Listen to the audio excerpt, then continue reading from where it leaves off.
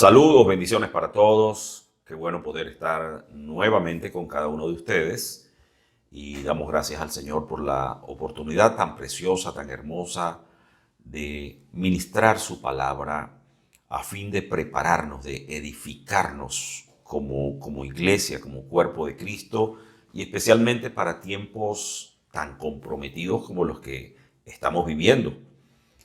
No ha sido sencillo para nosotros hoy día enfrentar toda esta situación de pandemia y de crisis global, pero que gracias al Señor Él nos da las herramientas para estar por encima de todo esto y a su vez poder compartir su verdad con otras personas y ayudarlas a tener esperanza, a tener confianza. Pero en este caso, hay un llamado del Señor Jesucristo para su iglesia. Este mensaje va destinado especialmente al corazón de la iglesia del Señor Jesús. Y para ello quiero invitarte, por favor, a que me acompañes en oración, dedicando nuestras vidas, este tiempo y este lugar donde nos encontramos, ponerlo en las manos del Señor a fin de que su atmósfera de gloria nos envuelva y su espíritu nos hable. Acompáñame a orar. Te damos gracias, Padre bueno, por la bendición que tenemos ahora de poder estar aquí para oír tu palabra, mi Señor. Gracias porque tu propósito se cumplirá. Lo has dicho, escrito está, que tu palabra alcanza el propósito para el cual la envías y da el fruto correspondiente. Así que, Señor, gracias porque sabemos que esta palabra llegará al corazón de tus hijos y tus hijas y dará mucho fruto para la edificación de la iglesia, para la formación del carácter de la iglesia y para estar preparados para tu venida, Señor Jesús, para el arrebatamiento. La gloria y la honra es para ti, Padre. En el nombre de Jesús oramos y en Él te damos gracias. Amén. Y gracias por seguirnos a través de las redes sociales. Estamos muy contentos por cada uno de ustedes que se ha suscrito. Si todavía no lo has hecho, por favor, queremos invitarte a que lo hagas y a su vez así nos permites alcanzar a otras personas que al escuchar este mensaje nos van a querer acompañar, también van a compartir de sus testimonios y es importante que a través de ti también nosotros podamos llegar hasta esas personas. E igualmente dale a la campanita para que una vez que nosotros coloquemos nuestro trabajo allí, tú puedas recibir la notificación y puedas conectarte y puedas ver del trabajo que estamos haciendo. Voy a compartir con ustedes un mensaje que lleva por título Hallados dignos. Hallados dignos. Y para ello voy a invitarte a que tomes tu Biblia a la mano y declara conmigo como siempre lo hacemos en nuestras reuniones. Di conmigo, Señor, gracias por tu palabra. Tu palabra es verdad. Con ella me vivificas. Con ella me santificas. Con ella me enseñas. Con ella me transformas. Bendíceme abundante y poderosamente con ella, hoy y cada día de mi vida. ¿Cuántos celebran eso y le dan un fuerte aplauso al Señor Jesucristo y dan un grito de júbilo, celebrando las cosas maravillosas que el Señor hace en cada uno de nosotros? Le decía que vamos a hablar hoy de un tema que lleva por título Hallados dignos. Pensando en esto, pienso en cada oportunidad que los gobiernos, cuando su ejército ha tenido que librar algunas batallas y han sido victoriosos, sus soldados han dado la talla, y cuando regresan, el presidente de la nación los convoca a su oficina o al lugar especial, y allí comienzan a darle condecoraciones a estos soldados, justamente por haber representado dignamente a su nación en aquella batalla, por haber librado a favor de la nación estas guerras y estas batallas que por supuesto provocan un beneficio para la nación. Y además asegura que la nación va a estar libre de esos ataques, por lo menos por un buen tiempo. Así que el presidente o el rey o el primer ministro de la nación le da entonces una condecoración a estos soldados y en especial a los generales que están en batalla. Hay otras naciones que condecoran a sus generales por tener mercados a cielo abierto, por vender pollo y cosas así. Cada nación tiene su estilo de condecorar a sus militares y a sus soldados. Pero en el reino de Dios hay recompensa y hay condecoración para los hijos de Dios que han sabido representar dignamente el reino de los cielos aquí en la tierra. La iglesia del Señor está llamada a ser digna representante del reino de los cielos acá. Y vale preguntarse entonces cómo se preparan esos soldados para ir a una guerra. Indudablemente que están constantemente en un entrenamiento donde constantemente están recibiendo instrucciones, están ajustando estrategias, están recibiendo armamentos especiales, sofisticados para enfrentar de esa manera a su enemigo. Y también vale la pena preguntarse cuál sería el comportamiento correcto de un soldado durante la guerra. Obviamente, el comportamiento correcto de un soldado en la guerra debe ser ajustado exactamente a las órdenes que recibe de sus comandantes, de su comandante en ese caso. Un soldado que es disciplinado, un soldado que cree exactamente en lo que está haciendo, un soldado que ama realmente a su nación. Y yo creo que la iglesia del Señor Jesucristo debe entender estas cosas desde la perspectiva en que nosotros estamos transitando hoy día. Otra pregunta que cabe hacerse en este caso es: ¿qué le ocurre al soldado que ignora las órdenes de su comandante? Obviamente que un soldado que incurre en esto, que desobedece las órdenes de su comandante, entiéndase algo, el primer riesgo que corre es el perder su vida en la batalla. ¿Por qué? Porque no está siguiendo exactamente las estrategias que están diseñadas no solamente para enfrentar al enemigo, sino también para proteger a sus soldados. Así que el primer riesgo que corre un soldado al no obedecer las órdenes de su comandante es el de perder su vida. El segundo riesgo que corre es el de entrar entonces en un proceso disciplinario por causa de poner en riesgo al resto del ejército. Esto conlleva entonces a decir que un soldado la conducta correcta de un soldado debe estar ajustada exactamente a la obediencia y a la subordinación de su comandante y a las leyes de esa nación. Lo mismo que la iglesia. Debemos estar sujetos y subordinados a nuestro comandante en jefe, al comandante supremo Jesucristo, y seguir obedientemente sus instrucciones para que así podamos ser victoriosos en cada una de las batallas que enfrentamos en la vida. Así que nosotros hemos recibido orden, oiga bien, nosotros hemos recibido orden de Jesucristo, nuestro verdadero comandante supremo. Quiero que subraye eso.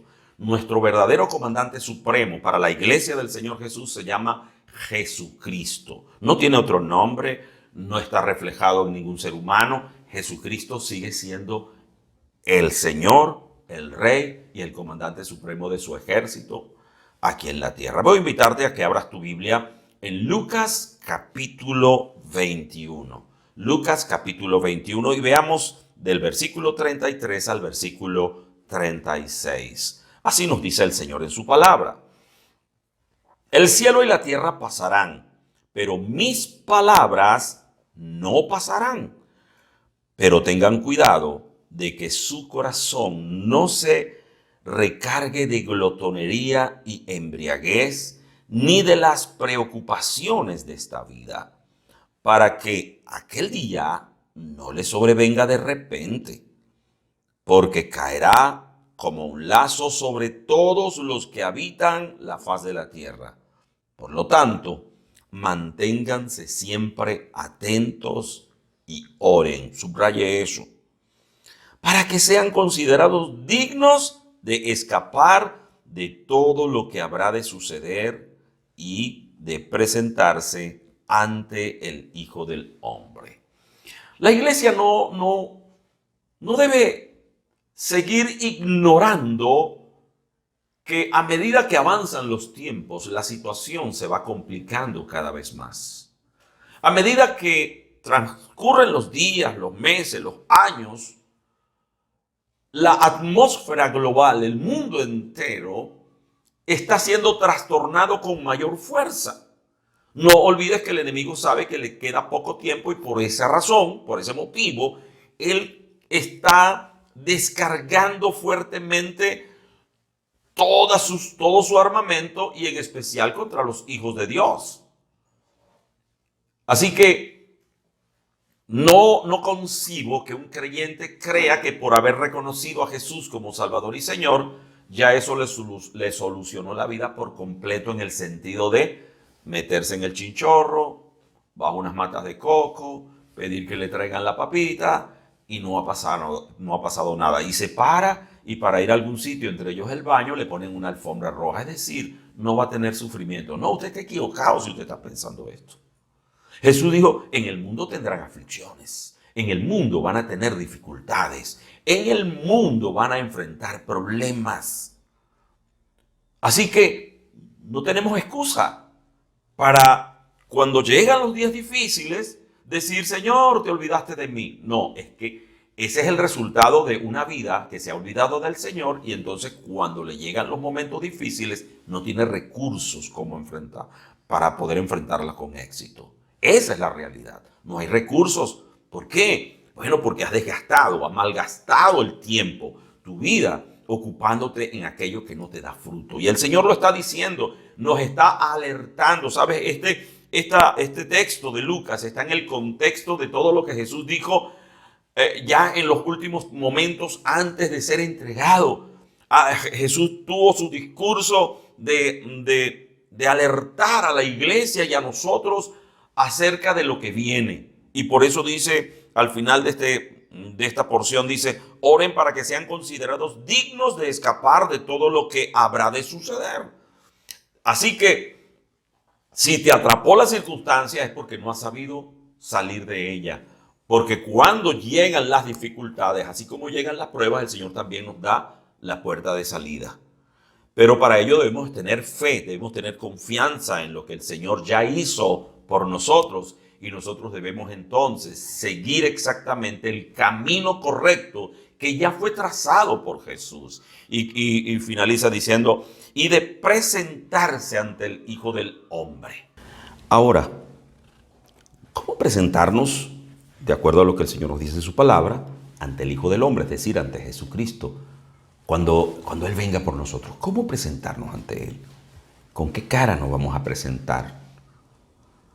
Mira, creo que debemos estar conscientes de que constantemente nosotros vamos a ser tentados a volver a la vieja naturaleza. Constantemente estamos siendo tentados. El enemigo lo sabe perfectamente. Te conoce desde que andabas en la calle, desde que estabas en el mundo, desde que andabas haciendo de las tuyas. Él te conoce y su trabajo es hacerte caer, hacerte volver atrás, hacer que declines de la fe, hacer que te conviertas en un apóstata de la fe. Esa es la verdad.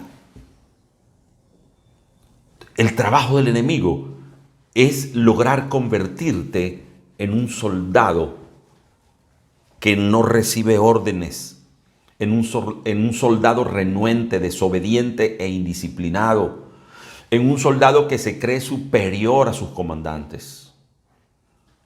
Porque de esa manera él puede penetrar y hacer de las suyas y destruir exactamente al resto del ejército.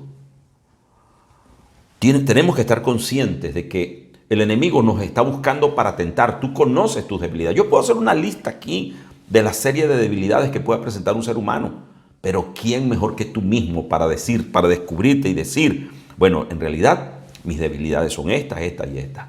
A menos que tú seas tan necio o tan necia de no reconocer quién eres. Y ya esa es tu primera debilidad. Así que hay que estar alertas. Hay que estar alertas porque los ataques que el enemigo está haciendo El enemigo no se está disfrazando de demonio y salir para asustarte, así como estábamos acostumbrados en la infancia de asustar. No, él no te va a salir así. Te va a salir disfrazado de manera que te va a atraer y de manera sutil te va a buscar atraparte. Él va a venir a través de los recursos que él sabe perfectamente que a ti te doblan el brazo. Y tú tienes que estar alerta de esto. Ahora, tenemos que estar conscientes de esto y por lo tanto tenemos que equiparnos constantemente. Tenemos que equiparnos en la presencia del Señor constantemente, porque de otra forma no vamos a salir victoriosos en las batallas. Como soldados tenemos que entrenarnos en la fe, tenemos que prepararnos en la palabra, alimentarnos en la oración y en el ayuno. Tenemos que estar constantemente allí. Yo no concibo como un creyente no ora ni lee la palabra de Dios, ni la estudia, ni la aplica a su vida. Por supuesto no la va a aplicar a su vida. Pero más me preocupan los que son llamados al liderazgo y no tienen una vida de oración. No tienen una vida disciplinada de oración. ¡Ah! El enemigo va a pasar coleto contigo. Va a pasar coleto. Porque a él le encanta exponer a la vergüenza a los hijos de Dios. A él le encanta eso. ¿Sabes? Una vida de intimidad a través de la oración, del estudio y la obediencia a la palabra, de guardar en obediencia y santidad nuestras vidas, nos permite poder estar equipados constantemente para poder presentarnos con dignidad ante el Señor y poder actuar correctamente y lograr los objetivos que el Señor nos ha trazado. Por otra parte, no solamente debemos ser responsables con nosotros mismos, tenemos que ser responsables también con las próximas generaciones, con las que nos siguen a nosotros. Veamos lo que nos dice el Señor en Jueces capítulo 2, versículos 6 al 10. Uso la Reina Valera contemporánea. Así nos habla el Señor en su palabra. Josué despidió al pueblo de Israel y cada uno fue y tomó posesión de su heredad. Y mientras vivió Josué y los ancianos que le sobrevivieron y los que habían visto las obras del Señor en favor de Israel, todo el pueblo sirvió al Señor. Y Josué, hijo de Nun, siervo del Señor, murió a la edad de 110 años.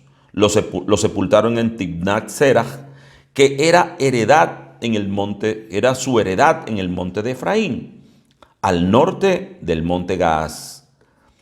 Y murió también toda esa generación, y se reunieron con sus antepasados. Después de ellos vino otra generación que no conocía al Señor, ni sabía lo que el Señor había hecho por Israel. ¡Wow!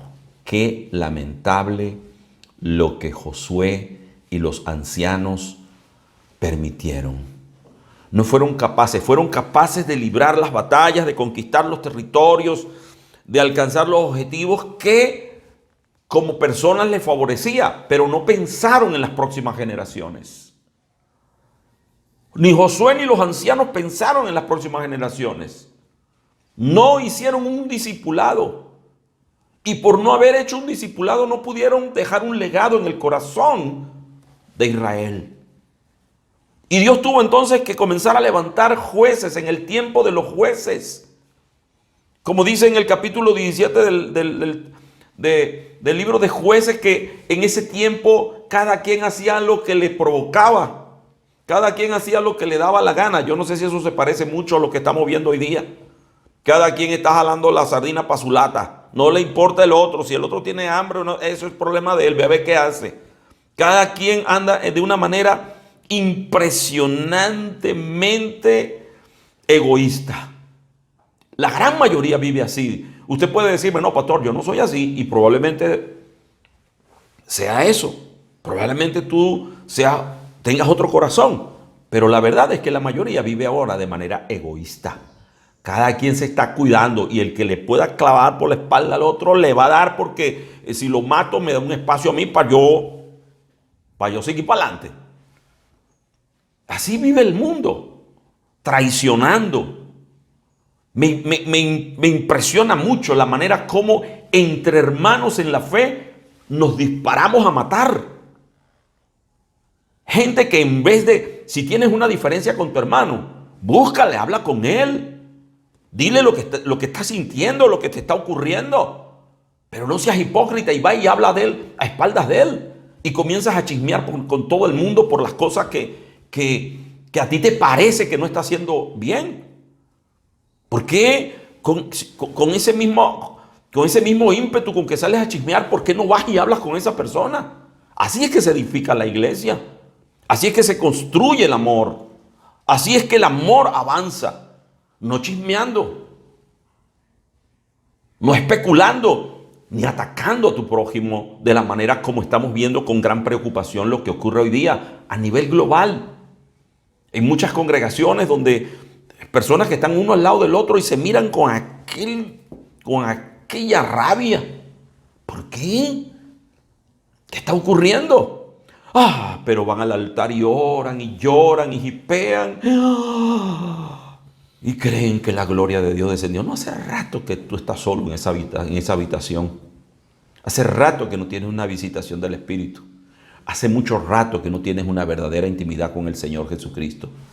Porque si no eres capaz de tener intimidad o de tener una buena relación con las personas que estás mirando, ¿cómo vas a estar hablando de que tienes una buena relación con aquel que no estás mirando físicamente? Eso es imposible. Eso no es verdad. Y me impacta mucho que en la congregación pueda estar ocurriendo esto. Porque esto no es lo que nuestro Señor Jesús nos ha enseñado. Y por eso debemos estar vigilantes primero con nosotros mismos. ¿Qué me está pasando? ¿Por qué estoy reaccionando de esta manera? ¿Por qué me molesto con facilidad? ¿Por qué digo lo que digo con tanta ligereza? ¿Por qué actúo de esta manera? Primero contigo mismo, tienes que revisarte y también estar pendiente, porque eso repercute en las próximas generaciones. Josué y los ancianos se ocuparon de conquistar los territorios, pero no invirtieron tiempo en formar un liderazgo que les sucediera. Y entonces entró el tiempo donde una profunda crisis en el pueblo de Israel, una crisis moral, sociopolítica y por supuesto espiritual.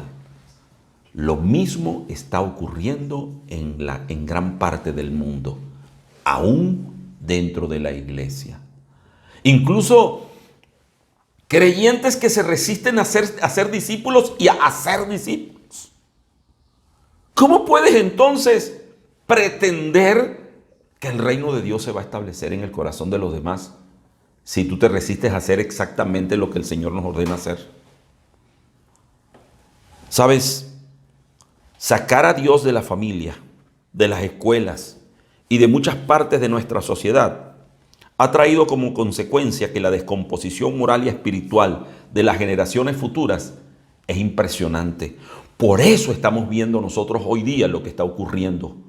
Porque hemos sacado a Dios. Miren, me llama mucho la atención que hay familias, oye bien, hay familias donde nunca jamás se menciona el nombre de Dios. No se habla de Dios. No, o sea, hablan de ellos, hablan de los tíos, hablan de los abuelos, chismean de todo el mundo, pero de Dios no hablan. ¿Cómo crees tú que esa generación va a estar preparada para enfrentar exitosamente el porvenir? ¿Cuál es la plataforma moral de una persona? La plataforma moral nuestra es Dios. Y si Dios no tiene espacio en nuestra vida, en nuestro corazón, es imposible que podamos tener entonces la fortaleza moral, ética y espiritual para enfrentar con éxito lo que tenemos encima y lo que se nos viene. Si no tenemos una buena relación con Jesucristo, tristemente seremos alcanzados por la derrota. Por esa razón, el Señor te está hablando hoy y te está llamando a que te pongas pilas. Esto es un llamado de alerta, porque lo que se nos viene encima no es cualquier cosa. Es un espíritu de apostasía impresionante que está creciendo cada vez más. Yo te aseguro, como que me llamo Nelson del Corral, de que hoy por hoy hay más gente resistida por causa del mal testimonio de la iglesia. Hay más gente resistida a reconocer a Jesús como Salvador y Señor. Yo sé que Dios va a tocar eso y lo va a cambiar porque viene un gran avivamiento. Pero yo no quiero que yo sea responsable de que haya gente que diga, no, para ser como ellos mejor no. O que yo no me ocupe de la manera como puedan vivir mis nietos y mis bisnietos y todas las generaciones que vienen luego de lo que estamos hoy por la gracia de Dios ministrando y pastoreando. Yo quiero ver las generaciones futuras rendidas al Señor y para ello tengo que esforzarme para que continúe el trabajo, no para que se detenga y entonces entre el caos. Y eso fue lo que ocurrió en Israel en aquel tiempo. Tenemos que ser responsables por nosotros y por las próximas generaciones. Tenemos que echar fuera de nosotros el egoísmo. Tenemos que incluso hacer sacrificios para que nuestra próxima generación pueda tener en su corazón a Jesucristo. Tenemos que esforzarnos por eso. Tenemos que vencer todos los obstáculos que nos impidan proclamar el evangelio y que la gente reconozca a Jesucristo como el Rey de Reyes y Señor de Señores. Tenemos que pensar en lo que viene. No podemos ser irresponsables de entregarle un futuro ya comprometido a las generaciones siguientes. Tenemos que sembrar la palabra de Dios en ellos, pero tenemos no solo que sembrar la palabra, tenemos que dar evidencia de que esa palabra funciona, que tiene poder, que la gente se salva, que los enfermos se sanan, que ocurren milagros, que los muertos resucitan. Tenemos que dar evidencia de eso. Y para ello se hace necesario tener una vida consagrada al Señor, donde nada de este mundo sea más importante que Jesucristo en nuestras vidas. Donde nada de este mundo nos atrape, sino el amor de Cristo. ¿Sabes? En Apocalipsis capítulo 3, y lo cité la semana pasada, en el mensaje anterior, perdón. En Apocalipsis capítulo 3, los primeros 3 versículos, el Señor describe a la iglesia de Sardis, que probablemente tenga que ver mucho con lo que estamos viendo hoy día. Mira cómo dice el Señor allí en su palabra. Escribe al ángel de la iglesia en Sardis. Así dice el que tiene los 7 espíritus de Dios y las 7 estrellas. Yo sé todo lo que haces y sé que estás muerto, aunque parezcas estar vivo. Mantente vigilante y afirma todo aquello que está a punto de morir, pues he encontrado que tus obras no son perfectas ante mi Dios. Haz memoria de lo que has recibido y oído y ponlo en práctica y arrepiéntete. Si no te mantienes vigilante, cuando menos lo esperes, vendré sobre ti como un ladrón. El Señor nos está hablando a través de este pasaje de su palabra. Nos está describiendo una iglesia que descuidó su relación con Dios. Una iglesia que se enfocó más en las cosas del mundo que en las cosas de Dios. Y por esa razón esta iglesia se vio completamente comprometida al punto de que el Señor le dice: te conozco todo lo que haces y estás muerta. La iglesia que aparentaba tener vida estaba muerta espiritualmente, estaba separada de Dios porque estaba atiborrada de pecado. Y creía que con pecado podía convivir en la presencia de Dios, cosa que es mentira. Eso no puede ser cierto. Eso es falso. Eso no es verdad. Dios aborrece el pecado. Y cuando tú estás en pecado, estás separado de Dios. Y eso es lo que la iglesia de Sardis estaba viviendo. Pero como hacía tremendas reuniones y había mucho espectáculo y música, no había adoración, había música. Música de la buena, buenos músicos. Había gente con trajes brillantes, había opulencia, había todo, porque Sardis era una ciudad que se caracterizaba por tener mucho comercio, había mucho dinero en esa ciudad. Gente que estaba económicamente bien y por eso creía que estaba bien. Pero por dentro estaban corrompidos y estaban haciendo, como en el tiempo de los jueces, lo que les provocaba. No estaban honrando a Dios con sus vidas, sino que estaban deshonrando a Dios con sus acciones. Porque moralmente estaban comprometidos. Porque espiritualmente estaban muertos. Y lo que parecía bellísimo, hermoso y glorioso, por dentro no servía. Y entonces, esta iglesia representa a una iglesia que está adormecida y rendida al mundo. Es la iglesia que parece que no es, parece que es, pero no es. Es una iglesia que cuida mucho la reputación y no el testimonio. Porque la reputación tiene que ver más con lo que la gente dice y el testimonio tiene que ver con lo que tú haces. Y tienes que aprender a diferenciar eso. Tú tienes que aprender a dar buen testimonio de quién es Cristo en tu vida y de quién eres tú como creyente. Y la iglesia de Sardis perdió la perspectiva en ese sentido. Y sé que hay mucha gente que está viviendo de esta manera. Está aparentando ser, pero no es. Y cree que puede engañar a Dios. Y por eso el Señor le dice: yo conozco tus obras. ¿Quién puede escapar de la presencia de Dios? Dice: aunque pareces estar vivo. Mira, no creas que porque tú puedas engañar a otras personas, puedas engañar a Dios. No te equivoques. De Dios nadie se burla. Hay gente que cree que porque está incluso haciendo la obra de Dios, por eso tiene méritos para entrar al reino de los cielos. No. Es cómo eres tú, quién eres tú realmente. Eso es lo que vale. ¿Quién eres tú realmente? Así que tienes que cuidarte de esto.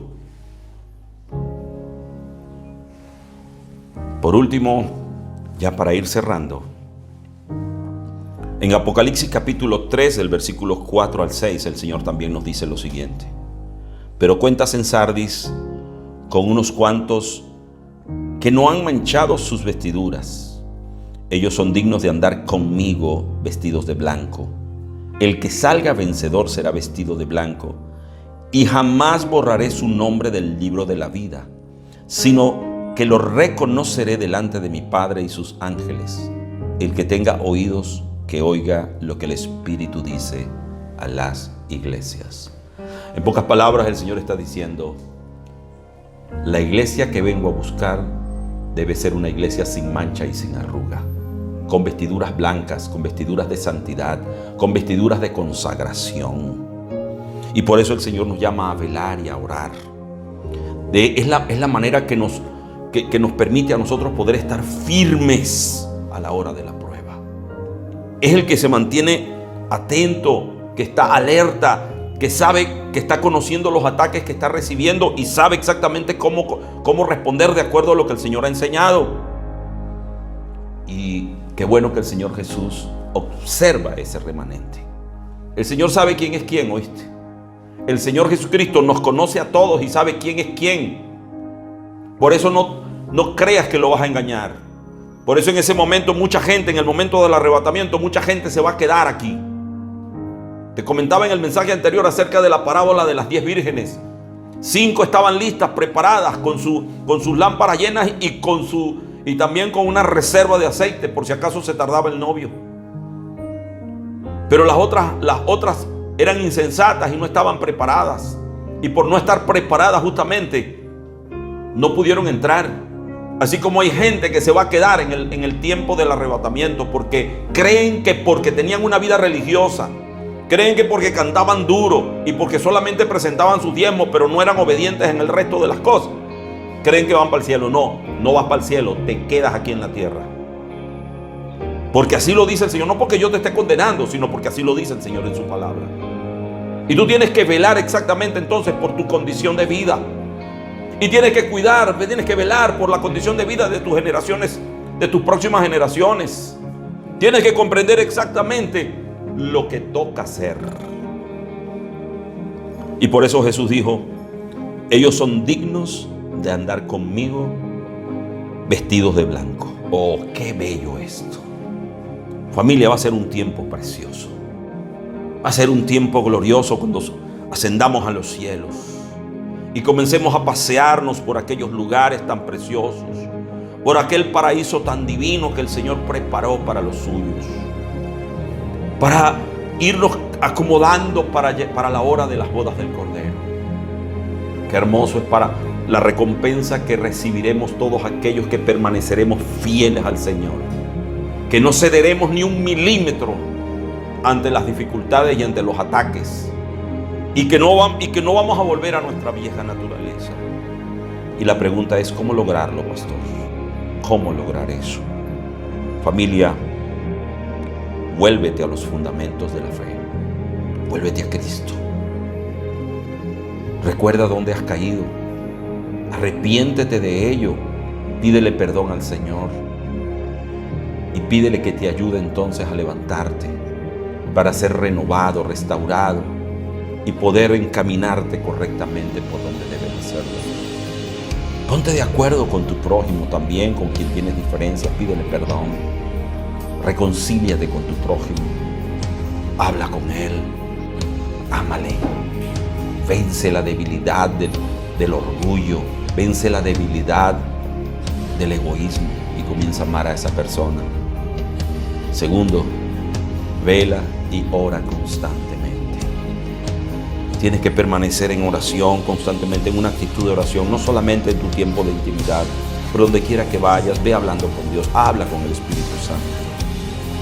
Y en tercer lugar, profundiza esa relación personal con el Espíritu de Dios, para que Él te guíe, para que Él te lleve, para que te ayude cada día a vivir de la manera como el Señor está esperando que nosotros vivamos en este mundo, para que no seamos parecidos a Sardis, al común de Sardis, sino al remanente que estaba en Sardis. Para ello te voy a invitar a que allí donde estás te pongas de pie y le consagres tu vida al Señor. Di conmigo, Señor, te consagro mi vida, te pido perdón y te ruego por favor que me ayudes desde ahora a ser como tú has querido que yo sea. Perdóname por todos los pecados que cometí y me arrepiento de ellos, Señor. Abandono totalmente la vieja naturaleza que me ha estado acosando constantemente y decido, Señor Jesús, caminar contigo. Gracias, Señor Jesús, por oír mi oración. Amén.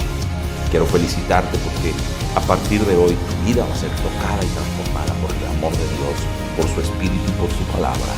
Y vas a comenzar a vivir exitosamente como este remanente. Yo no te estoy diciendo que van a comenzar a llover riquezas del cielo. Si Dios quiere hacerlo, gloria a Dios.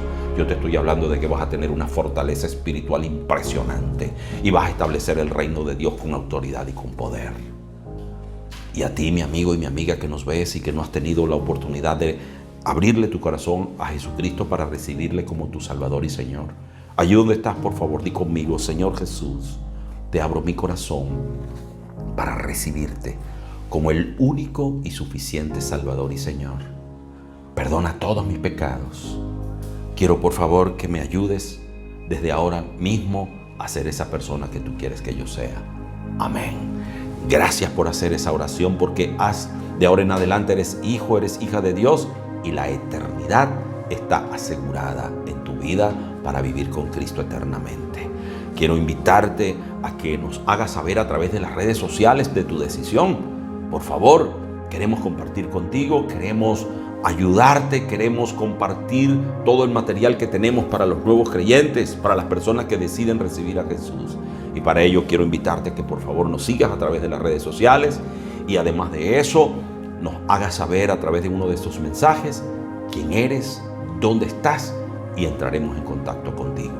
Por lo demás, iglesia, ya sabes, quiero que di conmigo, Señor Jesús, quiero ser hallado digno. ¿Cuántos dicen amén? Dios te bendiga.